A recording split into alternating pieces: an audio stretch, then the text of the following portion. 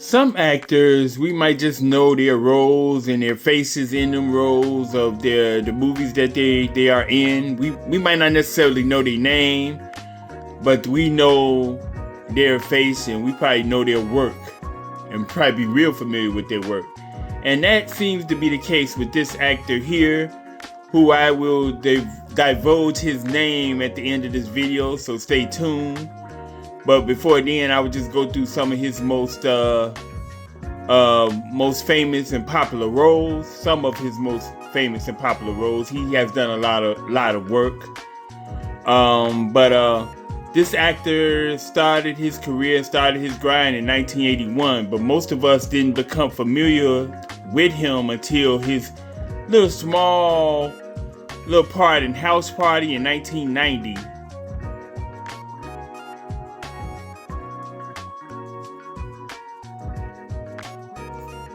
From there, we became more familiar with this actor face as in 1993, Menace to Society, he played Chauncey trifling ass, the character of Chauncey.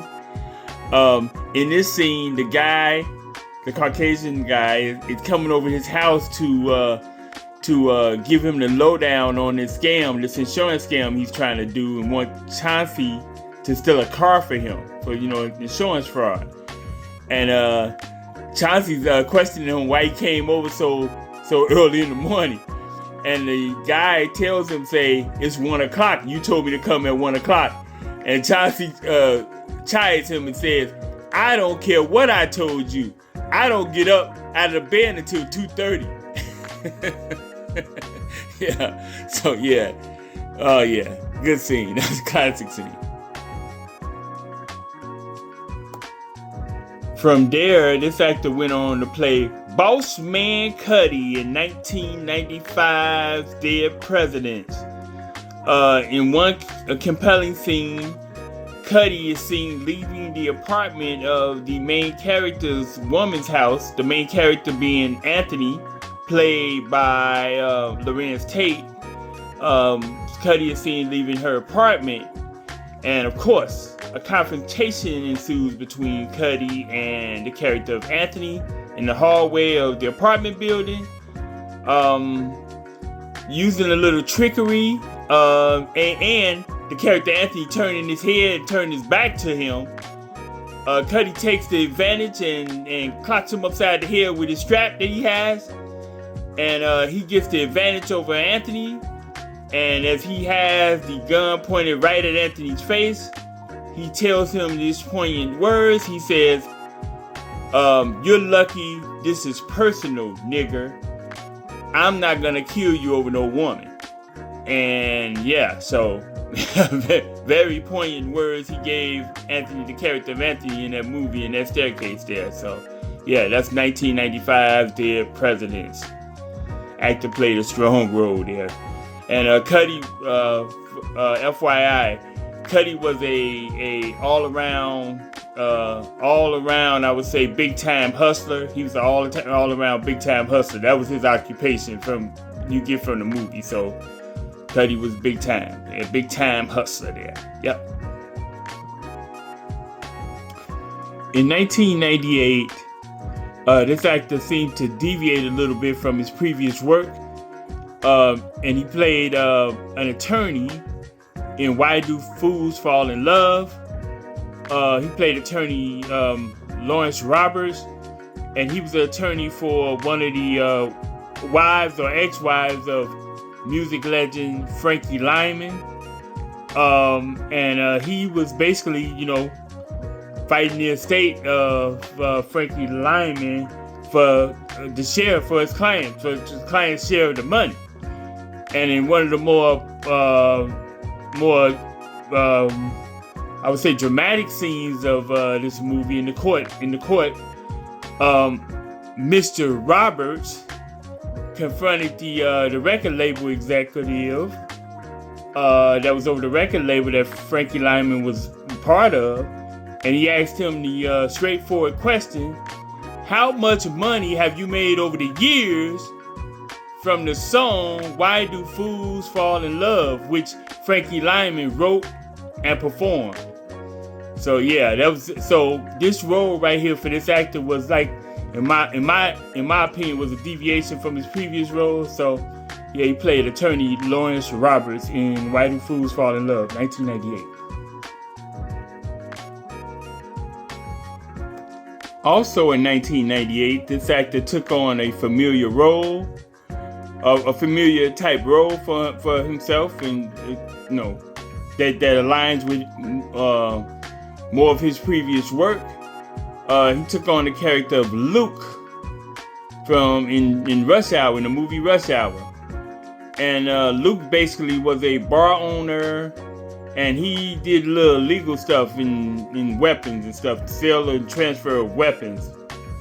And in this particular scene, Carter, who was played by Chris Tucker, is pressing him for information on a new guy on the scene that's selling weapons and selling weapons and stuff like that, and this and that on the streets, and trying to get some info from him.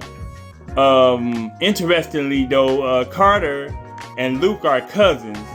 So Carter, who's a detective, is really trying to put on a show and an act, basically for his kind of by default partner Lee, that's played by Jackie Chan. So he's trying to act like he's being real rough on his cousin, which he's not. He's just like kind of pretentious almost, because like I said, Luke is his cousin. But he was serious about when Carter was pressing Luke. He was serious about getting info on this new guy on the scene that's selling weaponry. But anyway, in this iconic scene, the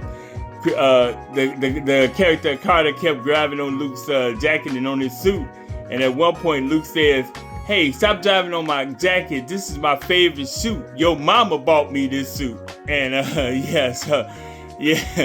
so that was funny. So this character, this actor was in familiar territory from his previous work. He was in familiar territory in this movie, in Rush Hour, 1998.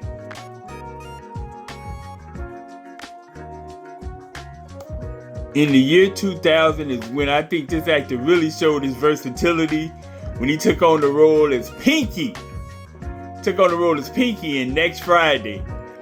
Pinky was an old school pimp, gangster type of dude. So yeah, that's what Pinky was, an old school like pimp, gangster type of dude. But anyway, so I really think this actor took on a really versatile role. This showing his versatility, him taking on this role as Pinky. But in one of the scenes of one of the more funnier scenes in Next Friday, Pinky and the character of Craig in Next Friday, played by Ice Cube, had a little misunderstanding in Pinky's record store, because Pinky also owned a record store. But they had a little misunderstanding. Pinky was unaware that Craig was actually there, who Craig was, because Craig's cousin Day worked at the record store. But Pinky had not met Craig before, so Craig had not met Pinky before, so they had a little misunderstanding in his record store. Pinky thought Craig was an intruder, and so they had a little misunderstanding in the confrontation. In the confrontation, Craig got the upper hand on Pinky, and he had the gun facing him. Because Pinky had brung the gun out, he initially produced the gun. Craig was able to get the gun away from Pinky, and he had the upper hand with the gun pointed at Pinky. And Pinky, of course, begging for his life, said the famous line, "Don't kill me, young blood. Don't kill me, young blood, man. Man, don't kill me. Young blood." He said, "Young blood, please don't kill me, young blood. I got a motherfucking girlfriend, and I got a wife on the side." What kind of issue is that? He pleaded for, and this is when Pinky was pleading for his life. "Don't kill me, young blood. I got a motherfucking girlfriend, and I got a wife on the side." Ain't that some stuff right there? What type of issue is that? But yeah, Pinky, 2000 movie Next Friday. Funny. That's funny.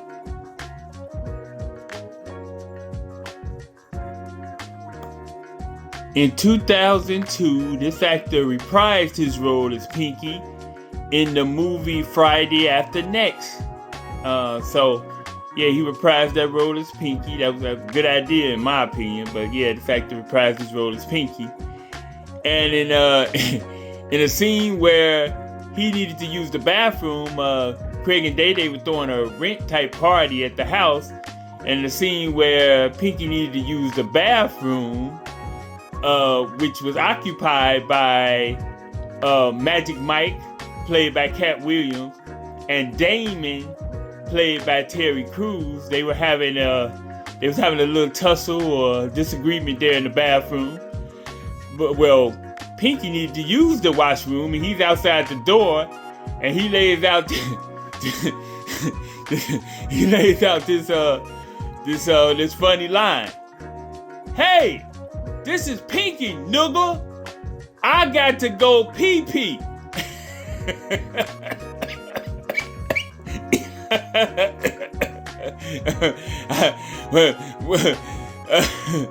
Knowing what Damon and Magic Mike was involved in that washroom, I don't think they paid too much attention to that. But yeah, this is Pinky, nigga.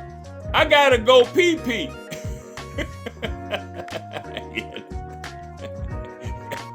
Yeah, that's funny. I think so anyway.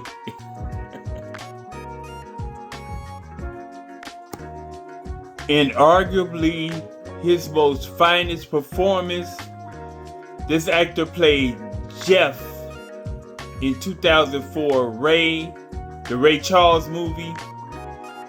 Jeff was a confidant to Ray Charles, and in this movie, Ray Charles was played by actor Jamie Foxx.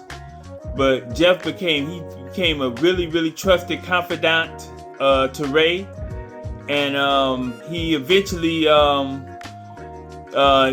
got called out on taking money from Ray's account to do other things unauthorized, basically without letting Ray know. And basically, Ray eventually got rid of him for this, for stealing, basically. And Jeff really delivered really a heartfelt plea for Ray to keep him around. That he didn't mean anything devious or underhanded. Really, he was doing what he's doing for the money. Took the money in good faith. Basically, that's what he's making the argument. But Ray wasn't trying to hear that, and Ray got rid of him. But Ray did say something to the effect of about his heart being broken by Jeff. Because he trusted Jeff, put a lot of trust in Jeff. And Jeff, shot back at him, and he said, "You broke my heart a long effing time ago." So, and with conviction, he said that. That was very dramatic and very well acted in Ray.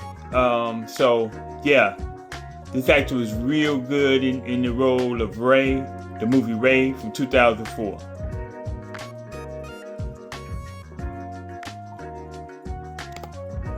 Like I stated at the beginning of this video, this actor has been in many things. He has acted in many movies and TV shows and all types of things. You might have seen him in a lot of things, but I just wanted to highlight a few of his acting jobs. But let's get down to the nitty gritty. For all of you that don't know already, because I'm pretty sure it's many of you that know his name already, but for the few that don't know this actor's name, his name is Clifton Powell, the incomparable Clifton Powell. Keep that name in there, Clifton Powell. And Mr. Clifton Powell, he was born on March the 16th, 1956 in Washington, D.C. This Washington D.C. native is he's one of the, in my opinion, he's a great actor. Although he has never played that I can think of played in really where he was the main character in any movie that I can think of right off the top of my head. He has played in mostly supporting roles or even smaller roles than that. But those roles are most likely are very memorable that he's in. The roles that he's in is very memorable, or iconic to a degree. So, and that's just a testament to how good an actor I believe that he is. So, the incomparable Clifton Powell. I want to give him his flowers and his dap and everything, and say, brother, job well done. I know you're not done with your acting journey, because he still presently acts to this present day. But I just want to give him his props and wish him the best, and more power to this brother. And let's give it up for Mr. Clifton Powell. Remember his name. I know you're always going to remember his face from his iconic performances, but hey, attach that name to it. Remember his name, because we're going to say it proudly. Mr. Clifton Powell. But with that, I'm going to end this video. Please feel free to like, share, and comment on this video. Also, subscribe to the channel.